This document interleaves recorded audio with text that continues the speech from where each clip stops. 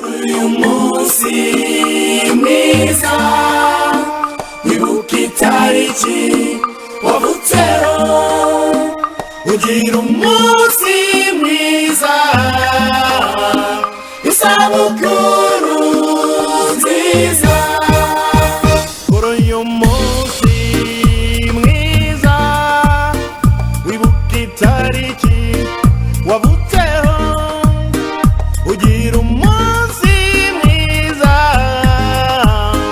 isabukuru nziza kuri uyu munsi. Papa Karame. nzirikana igihe nari muri ndinda dawe ntabwo wigeze untererana nanjye uyu munsi ndi fiyeri yo kukubwira ngo ndahari igihe uri kumbwira ngo ndinda mwana wanjye. Urakoze. Rungano rwiza Imana ikomeze iguha umugisha ubuzima bwanjye. Mu gihe twakinaga turi batoya wajyaga utubera icyitegererezo. Ineza yawe urukundo rwawe imbabazi zawe ntibirondoreka. Ineza yawe urukundo rwawe imbabazi zawe ntibirondoreka. Yewe nitwa Hitimana Deogratias, nkaba naje mu munsi mukuru w'umwana wanjye Leonire w'ubugingo. Nkaba rero mbanza gushimira Imana mbere ya byose iyo yabashije kumumpa, akaba yaravuye mu bana benshi bitabye Imana, ariko Imana nkaba nyishimira bikomeye cyane ko rwose ntabwo nabona ikintu nagereranya nacyo. Doruzeguye ukuboko kw'ibumoso ukw'iburyo kurapfumbase umembuza ijambo ryawe ryera undamirisha imbaraga zawe. Ineza yawe kumwana w'umuntu, ineza yawe ntirondoreka. Ineza yawe kumwana w'umuntu, ineza yawe iratangaje. Ndabasuhuje mwese ku itariki 15 z'ukwezi kwa 11. Ni umunsi nibuka umunsi w'amavuko yanjye. Navukiye mu ntara y'Iburasirazuba mu karere ka Ngoma mu murenge wa Mugesera ku itariki 15 z'ukwezi kwa 11 mwaka w'igihumbi 1971.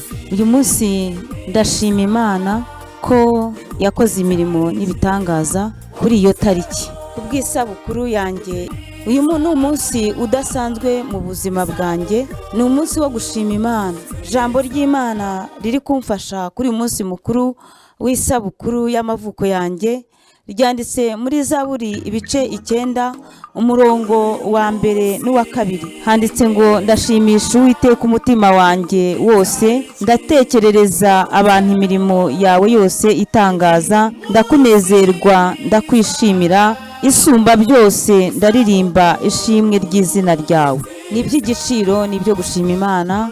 Rwose Imana yagize neza kuva nkivuka kugeza uyu munsi. Navuga ngo nta kintu nashinja Imana. Narayisenze nkiri umwana muto, nakiriye agakiza mfite imyaka 12 kugeza kuri uyu munsi. Urugendo natambutsemo rwose kugeza kuri uyu munsi nabonye Imana mu buryo buhambaye. Uyu munsi ni umunsi mu buzima bwanjye mbasha kongera gutekereza, ngasubiza amaso inyuma, nkongera ngashima Imana kubw'imirimo itangaza yakoze kuva nkiri urusoro mu nda ya mama. Imana yakoze imirimo n'ibitangaza irandinda. Inda yanjye ntago yavuyemo mama ntwite, nabaye nyine Imana yarandinze kugeza umunsi w'amavuko wanjye ugeze itariki nk'iyi. Urugendo rwari rurerure, rwari rukomeye, ariko mu bibaho byose nk'uko iyi Zaburi ivuga ngo ndakunezererwa ndakwishimira usumba byose, ngo ndaririmba ishimwe ry'izina ryawe. Ni ukuri uyu ni umwanya wo kuba naririmba nkashima izina ry'Uwiteka Imana yanjye. Uyu murongo nanone ukavuga ngo ndatekerereza abantu imirimo yawe yose itangaza. Ndashima Imana ko yampaye umuryango, Imana ishimwe. Ndashima Imana kubw'itorero, kubw'umugisha yampaye ikampa kuba umuyobozi w'itorero Elayono Mountain Church. Ibyo nabyo ndabishima Imana. Iyo ndebye ko yahagurukije umurimo kuva 2009 kugeza uyu munsi, kandi nkaba nkikomeje mu rugendo nkiri mu muririmbyi w'108, nanjye nkiririmba ngo ngende umukristo kandi nzahora ndiwe. Ibyo ni ibyishimo, ni iby'umunezero. Ndashima Imana ko yankomereje amaboko, ndashima Imana ko yanyaguye, ndashima Imana ko yandinze, ndashima Imana ko yarinze igihugu cyacu, ndashima Imana ko yampaye umuryango mwiza kandi nishimira. Iyo nayo ni imirimo y'amaboko yayo itangaje.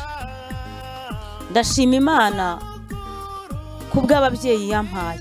Ntabwo njya mbona iyo ngeze ku babyeyi mbura uko mbivuga, ariko Imana yarakoze impa kuvukira mu muryango w'ababyeyi bafite urukundo, umuryango w'ababyeyi banyitayeho mu buryo butangaje.